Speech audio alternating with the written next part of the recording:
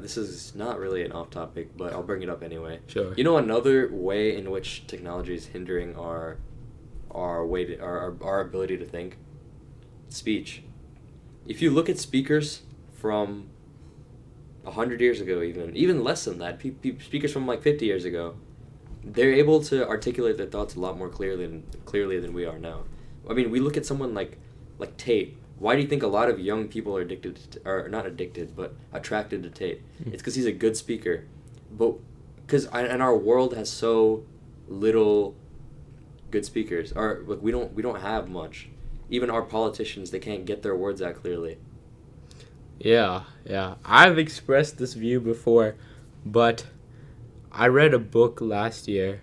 We had a class called Literature of the South, and I read William Faulkner's As I Lay Dying.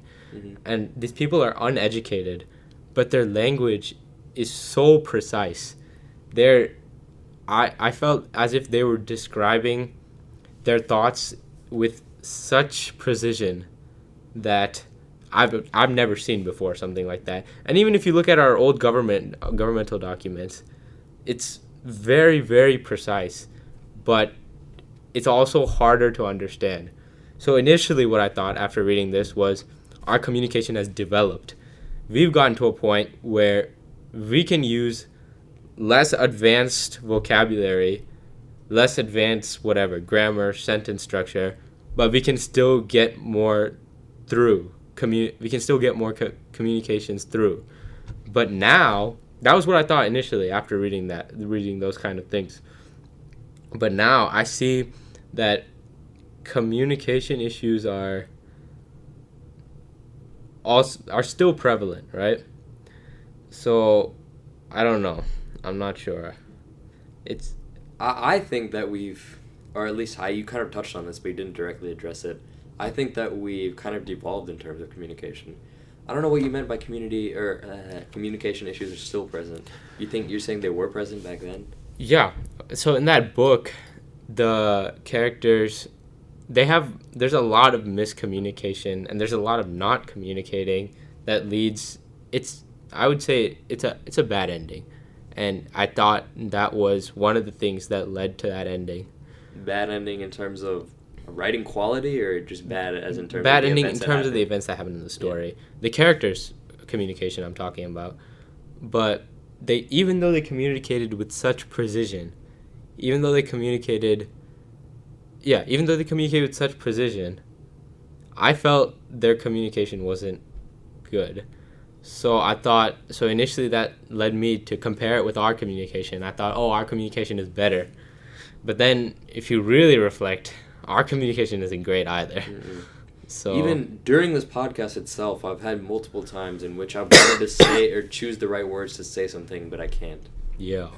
And yeah, I can really feel, because I mean, if you look at TikTok, for example, a lot of people just start using some TikTok vocabulary and they kind of throw out the stuff that they have in their brain. Mm-hmm. And it goes to their, well, I don't want to say subconscious, but it goes somewhere else.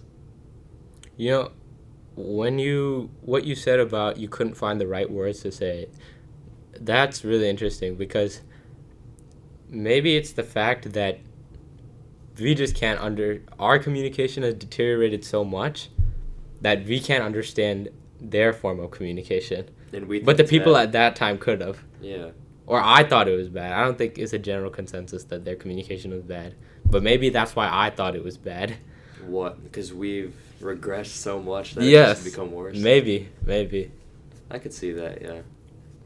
And the story is the story. It's the story, it's not an example. Yeah. I mean, if you wanted to look at something like the Constitution, people argue that's the greatest piece of, governing ever. And that was written with such precision. So that's obviously, the story is whatever. I feel like writing and speaking are different, though. Yeah. And I feel like what technology has done, as we were talking about earlier, how it kind of clouds up our brain to where people can't get their thoughts together. I feel like there's slowly like a bridge that disconnects. On one side of the bridge, there's our thoughts, and then on the other side, there's our speech. Mm-hmm. And I feel like, for me at least, I think at a very advanced level, but I can't speak at a very advanced level.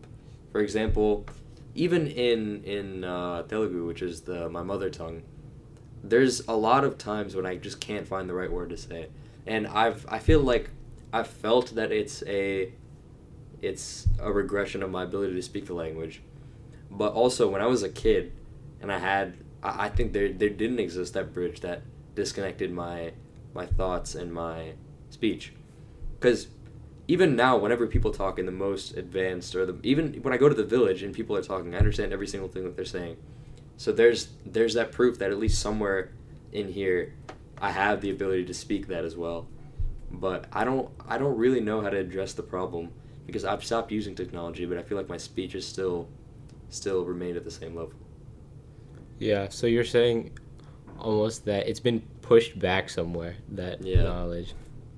And maybe reading or looking more into that or accessing that information could have a real world effect, and it could help you, find the right words in that language. Everything that I've ever thought about is somewhere in my brain. Yeah. It doesn't go anywhere. Yeah. It's just shoved back into the part that I can't remember. Yeah. And I told you this as well, but some of the few days after I started writing down my dreams, and as I'm going back to sleep, I remember such like vivid, like deep memories from my childhood that I've just never thought about. I haven't. This one time, I remember this memory. I was like, I haven't thought about. I remember the thought of thinking, I've never thought about this memory in the past 10 years, and this is the first time I'm addressing that. That's crazy. And then instantly, I go to sleep, I wake up, I forget what I was thinking about. But I remember the feeling. The only thing I remember from that experience is the feeling of experiencing that memory.